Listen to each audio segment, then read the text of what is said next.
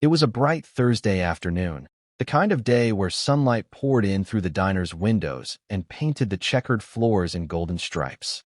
Outside, the city hummed with its usual rhythm. Cars honking, pedestrians rushing, a delivery truck squealing brakes at the corner. Inside, the diner smelled of fried eggs, brewed coffee, and the faint tang of cleaning supplies. It was ordinary, calm, and about to be anything but. At the counter sat a quiet man. He was unremarkable at first glance, dressed in a casual t-shirt and jeans, fingers lightly tapping a phone screen. He didn't engage with the people around him. He didn't speak to the waitress when she refilled his coffee, didn't glance up at the television in the corner, didn't react to the dull murmur of the other patrons. He simply existed, almost invisible, absorbed in the world of his phone. Officer Jackson entered, uniform crisp, badge gleaming under the sunlight. He carried himself like a man used to command, eyes sweeping across the diner as though he owned it.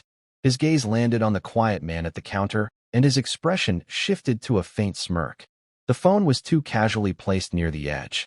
Typical, he muttered under his breath, stepping closer. Without warning, Jackson slammed his palm onto the phone. It hit the floor with a loud crack. Glass spiderwebbed across the counter like tiny lightning bolts in the sunlight. The diner fell into a sudden hush. Coffee cups stopped mid-air, chairs shifted softly, and the low murmur of conversation faded. The quiet man looked down at the broken phone. "On my phone," he began. Jackson waved him off with a dismissive shrug. "Watch where you put your stuff, buddy." "Couldn't help myself," he said, tone dripping with smug triumph. For a moment, the quiet man said nothing, just stared at the shattered device.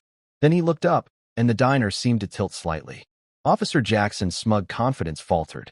There was something about the man that didn't fit his quiet, harmless exterior. The aura, the presence, the effortless confidence, it was unmistakable. "Wait. No. That can't be," Jackson muttered under his breath, his voice tight. "Yes, that's me," the man said simply. "Will Smith. Just Will. No entourage, no flashing cameras, no theatrics. Just a man sitting casually at a diner counter, radiating the kind of calm authority that could command any room, anywhere." Jackson blinked. His smirk faltered. His uniform and badge suddenly felt like hollow symbols. I didn't know," he stammered, his pride scrambling for footing. Will smiled faintly, just enough to let him know he understood the officer's fear. "Clearly," he said, voice calm but with undeniable weight. One single word, but it hit Jackson like a gentle hammer. The diner grew quieter. Patrons leaned in subtly, sensing something monumental had just occurred. Jackson's hands twitched at his belt, eager to assert dominance, but uncertain under Will's unshakable gaze. "You think this is funny?" Jackson barked, trying to reclaim control. Will sipped his coffee, sunlight reflecting off the ceramic cup. "I think it's a lesson," he said evenly. "One you can learn gracefully, or the hard way." The calm tone was disarming, the authority unspoken but unmistakable. Jackson's pulse raced. The ordinary afternoon, the mundane diner, the sunlight on the checkered floor, it all felt suddenly charged, like he had stumbled onto a stage bigger than he could handle. Will didn't need to raise his voice. He didn't need to act. Just existing in the room shifted the balance. "You're lucky I'm reasonable," Will said, placing a hand gently on the broken phone. "Some people wouldn't be." Jackson swallowed hard, realizing the truth in that statement. Lucky. The word burned in him, cutting deeper than any reprimand or threat could.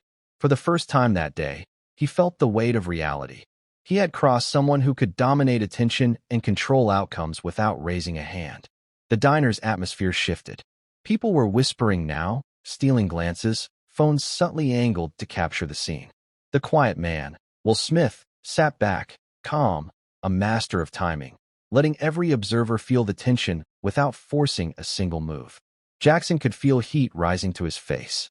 His badge, his authority, his pride, they all felt insufficient in the presence of someone who wielded calm, measured power like a weapon. Jackson's face burned, a mix of embarrassment and frustration that no badge or uniform could hide. He could feel every eye in the diner subtly watching, judging, recording even. Every clatter of a fork or murmur of conversation reminded him of just how far out of his depth he was. The quiet man he had casually humiliated wasn't just anyone. This was Will Smith, and Jackson was painfully aware of it now. Will leaned back slightly in his seat, the sunlight catching his eyes just enough to make them sparkle with calm amusement. He didn't raise his voice, didn't shout, didn't need to. Every gesture was deliberate, every movement measured. Jackson's aggressive energy faltered under the weight of Will's composure, like a storm hitting a rock and realizing it couldn't move it. Patrons started to shift uncomfortably in their seats, some sneaking glances at their phones to capture the moment. The subtle tension in the room was palpable. Jackson's chest tightened. He wanted to regain control, to assert that he was still the authority, but every instinct he had screamed that he had already lost. "You really don't get it, do you?" Will said softly, voice calm but edged with steel.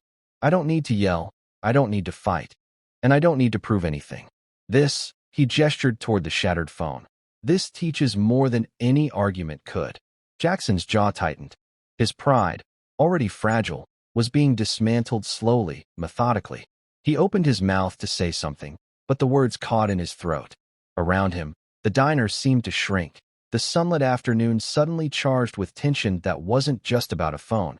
It was about respect, about power, and about knowing your place. A few patrons began whispering more audibly now, recognizing the man at the counter. "Isn't that?" one said under her breath. Another nodded, fingers hovering over a phone. "It is, that's Will Smith." The realization spread quietly like wildfire, invisible yet undeniable. Jackson's panic began to rise. He could feel the heat creeping up his neck, his palms sweating under the uniform he had relied on for authority. Every instinct told him to act, to shout, to demand respect, but the quiet, deliberate energy emanating from Will froze him in place. He felt small, a man confronted not just with humiliation, but with someone who could dismantle him without even raising a hand. Will reached for his coffee again, slowly, deliberately, letting the act of drinking calm the room around him further. "I suggest you think about what just happened," he said, eyes locked on Jackson. "Not just the phone, but the choices you make when you assume power. Some people don't get second chances." Jackson swallowed hard. His mind raced. Every scenario he could imagine ending in disaster. He wanted to explain himself, to justify his actions, but even the thought seemed ridiculous under the quiet authority in front of him. Will's calm presence was a mirror reflecting every flaw in Jackson's ego, every misstep he had made that day. The diner remained tense but quiet. Even the staff paused mid-task, aware that something monumental was unfolding. Plates sat half-served, coffee cups paused mid-pour. Sunlight streamed across the floor in golden lines, highlighting the shattered phone like a symbol of Jackson's mistake, of the lesson he had just been forced to confront. Will smiled faintly, not maliciously, but in a way that reminded everyone watching why he commanded presence without shouting. "You can learn this the easy way," he said softly, "or the hard way. The choice is yours." Jackson felt the words like a physical weight pressing down on him. He realized, with bitter clarity, that the ordinary dynamics of authority didn't apply here. He wasn't in control. He never had been. Will Smith, quiet, calm, and deliberate, was holding the power, and Jackson's ego and his dignity were on the line. The atmosphere in the diner shifted further. Patrons subtly pulled out their phones, some recording, some messaging, others just watching in awe. A couple of office workers in the corner whispered, shaking their heads. "I can't believe he did that to Will Smith," one muttered. The moment was becoming bigger, faster, and Jackson could feel the ripple effects spreading outward like sunlight over the city streets. Will took another sip of his coffee, calm, deliberate, like a general surveying a battlefield he had already won. "It's not about the phone," he said. "It's about respect. How you treat people, even when you think they won't notice. That's what defines you." Jackson's hands twitched at his sides. He wanted to argue, to regain his authority, but he was trapped in the quiet gravity of the situation. Will didn't need to do anything further.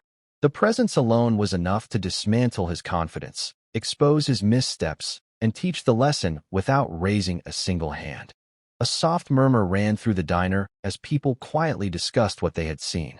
Some patrons snapped pictures surreptitiously. Others simply leaned forward, eyes fixed, absorbing the calm domination of the man at the counter. The sunlight, the bright day, the ordinary diner.